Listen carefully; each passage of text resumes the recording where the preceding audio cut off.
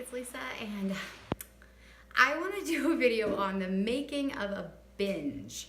So let me just tell you, I binged, and it was different than my binges used to be, but I kind of so I'll tell you what led up to it and then I'll tell you how I have fixed it and dealt with it, and how the differences were. So let me see if I can get this all straight. I kind of wrote some of the things down just so I could remember. So I was like trekking along on my bright line journey and feeling super excited, and got a little baby toys going off in the background here, and across like a crazy person. Okay, so the next, so was it the day before? Oh, I guess it was the day before that. I was at our co-op, and I have kind of tried to lay low at co-op, because I have a lot of kids and I don't want to get so involved in volunteering at co-op that I would kind of lose out on what I need to do. Phone rang right in the middle of that about a field trip with Scouts. It would be nice if they announced these things before they took my kids on a field trip, but that's another point. Anyway, so I lay low, and I would just prefer to pay the money than to get involved with volunteering. And even though volunteering does bump you up on getting classes, so I kind of thought about volunteering for that. And then, but then I got asked if I would volunteer, because you all might not know this about me, but I am extremely introverted. But I am what you call an extroverted introvert. I come across as extroverted because I'm friendly and I smile at people, and I don't know if that's like the fat girl in me that's always been kind of a people pleaser, but I'm really introverted. I prefer to be at home. I kind of prefer to just be with my family. I don't like to be the center of attention, which is so weird because yes, I have a YouTube channel, which yeah, not compared to the people who have like 60,000, 100,000 subscribers. I'm so way not the center of attention, but just kind of like, this is not really my norm. It's really not. So I kind of felt like I was put on the spot, so I said yes. And then the very next day, I get a message from someone in the homeschool community asking if I, making sure I still live in the area and I still homeschool, and asking if I would sit on, if I would speak at a homeschool conference. And I said yes, because I've been trying to stretch my comfort zone a little bit. That's so not in my comfort zone. So just if you kind of look at this, I've had kind of look at it from the Susan Pierce Thompson. Yeah, my baby's just dragging like a musical toy across the floor while I talk. Just ignore that. If you kind of look what Susan Pierce Thompson would say, I have had willpower depleters, deplete. So then after that, my husband had guard over the weekend, so I was on my own with 5 kids, which is no big deal because I'm on my own with 5 kids during the week, so it's not a big deal. I love being with my kids. But they had a piano recital, and the morning of the piano recital, my son broke out in this horrific rash, and so we went to the doctor, and they were like, oh, it's just a viral rash, but go to the doctor on Monday. So they said it's no big deal. So we go to a piano recital, and that all goes really well, except piano recitals are always stressful no matter what. And so we go to the piano recital, and the rash is getting worse and worse and worse. So we go on Monday to the doctor, and they're like, yeah, I think you might have scarlet fever. So my third son has a heart condition and should not have scarlet fever. So this is a huge big deal, and I have to call our pregnant piano teacher and tell her that we can't come to lessons on Tuesday, and because we might have scarlet fever. We don't have scarlet fever, we just have a virus, so it's no big deal, but nonetheless, stressful, willpower depleter. And so then we go to violin lessons. I might be out of order on all this. It all happened in a 5-day span. We go to violin lessons, and our violin teacher, I really like her, but she's flighty as can be.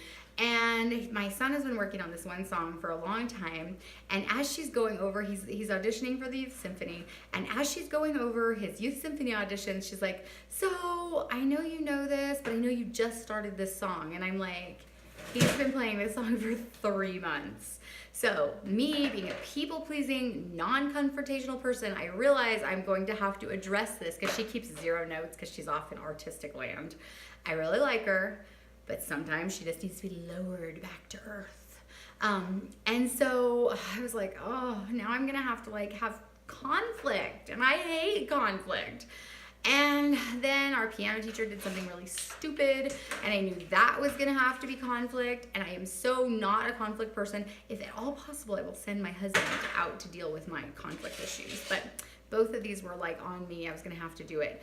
Anyway, the day that the violin teacher did that, I just felt like just someone like just kicked me in the stomach. I just felt like, I just couldn't believe it got me so down.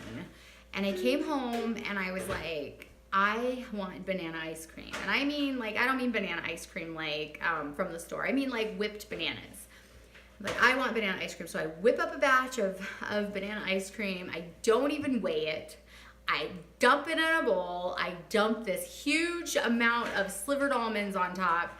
And I just sit down and eat it. And then I sit down and eat another bowl.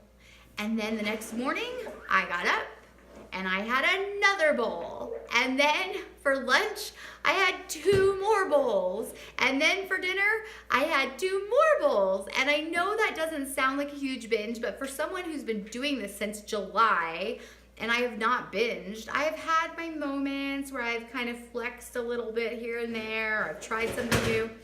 I've not binged. I mean, this was a binge. So it looks way different though than it did, because 2 bowls full of banana ice cream got my stomach really full, almost like uncomfortably full, which is amazing because I never thought I would be someone who would be like, oh, I'm so full I can't eat another bite.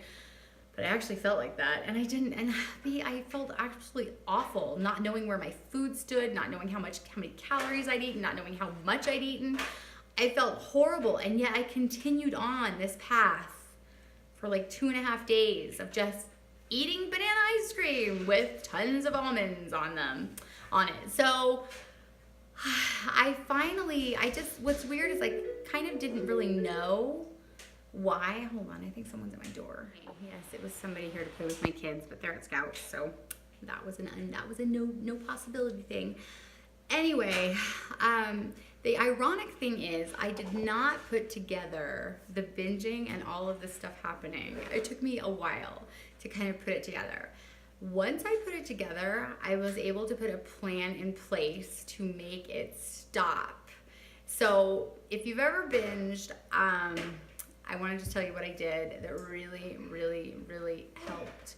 And it sounds crazy, and it sounds simple, and it sounds like something I should have been doing this whole time. But when I first started Bright Line eating, I got interrupted again by a phone call. It's like I wasn't meant to make this video. But anyway, in the very beginning, I journaled a lot, and I loved it so much. I was doing the 5-year journal. And I thought that would really help to only have to write 1 or 2 lines, but I loved it so much I wanted to write more. So I ended up getting 2 5-year journals, one for my Bright Line eating and one for my just everyday life. And then eventually, I don't know, it kind of just became too much for me, even though it really helped me. There was a time like kind of when I went through like a very emotional, like kind of realizing I never thought I was as much of an emotional eater or an emotional stuffer as I was until I hit like week 6. Now my baby's shaking the table. Until I hit like week 6 of Bright Line eating, and that was when I realized that like I just had kind of an emotional outburst. I was kind of crying and upset, and I journaled all of that, and that was great. But then somewhere along the line, I just stopped. I stopped journaling, and now with this binge, I realized that it's something I need to do, because I need to, when these things happen, instead of like suppressing them and not really kind of letting it out that they bother me or that they scare me or that it's hard. I mean, it's hard to be outside your comfort zone, even if it's a nice thing. I mean, even if it's a big deal, it's really nice that like someone thinks that I'm knowledgeable enough to ask me to speak. That's really nice. But I'm terrified. I don't like to talk in front of crowds. I think if I would have been able to journal through that, it would have made a huge difference. So that's the first thing I did when I realized that this binging thing wasn't because I had a strong desire to eat bananas. It was because I didn't know how to handle this emotional overload in any other way. And I have a very supportive husband and a very supportive family, But if you don't know to tell them that it's bothering you, that it's weighing on you, then it's hard to kind of work through it. And that's kind of where journaling comes in for me. So I have to pick up my daughter. Okay, so the other thing I did that helped me to regain control, and after I kind of worked through my feelings, and as a side note, I got rid of both 5-year journals and got a notebook and just used it for everything, because I realized part of the thing that made it like really hard for me, I thought it would be great, but I was keeping a gratitude journal, I was keeping a 5-year journal for my family, and I was keeping a 5-year journal for my Brightline journey. And I just ended up doing my gratitude journal, my journaling for Brightline, and my family journaling all in one. And oh my goodness, that made it so much easier, and I don't know why I didn't see that sooner. So the second thing I did, so obvious, but I have become really comfortable with Brightline eating, and it has become just kind of my norm. And so I kind of just stopped writing down what I was eating. I memorized all the amounts. I knew exactly what I was gonna have. I basically had 2 breakfasts every day. But after my huge binge, my like pretty much 3-day binge, I realized that in order to commit, I needed to make a commitment every night and write down my food again. So that is what I did. That's how I handle it. That's Kinder Jade. So I'm back on track, and probably one of the biggest things that that was very different from former like pre-Brightline binges was that I didn't have any self-loathing afterwards. I didn't feel like an out of control feeling like I'll never get back, like what the heck, I might as well eat cupcakes. I felt like I need to figure out what's going on, because this is not me, this is not how I want it to be, I don't feel good doing this. Second difference was I didn't eat a bunch of junk food. And that really brought me to the idea that it's not necessarily the food. Now, if I eat addictive foods, it makes me want to keep going. But in this instance, I didn't eat necessarily addictive foods. I mean, I had bananas and almonds, but it was that sense of stuffing and feeling really full and just feeling really full. Good gravy. And that was the sensation that I had, and I realized I really caught on to that fact that I needed that, and that's what brought me to the journaling and writing down my food, and just really focusing and kind of not even being on the, like, I have been trying to be really healthy, kind of not necessarily even being really healthy, just filling in the blanks with my basic food, just until I get back on track. So pretty much that's my story of the makeup of a binge and how I fixed it. And I guess it's kind of something that happens unless you're not someone who has struggles. The funny thing is, kind of my last point is, it blindsided me because I didn't know that I was still in that zone. So it kind of reminded me that I need to always remember that this could be a struggle for me, and I do need to keep up my emotional health, and I do need to recognize when things are too much. So, and I know a lot of things, like for those of you who are not introverted, you'd have been like, yeah, whatever, you know, like tell the violin teacher she's an idiot or whatever. Don't speak at the conference, or just speak at it and enjoy it. So I know, but this is what, like, you know, this is outside my comfort zone. And so just so many things at one time. And yeah, I ate banana ice cream and almonds for 3 days. And so I'm a little bit worried about my Monday weigh-in, but by the time I weigh in, I will have been back on track for Wednesday, Thursday, Friday, Saturday, Sunday, for 5 days.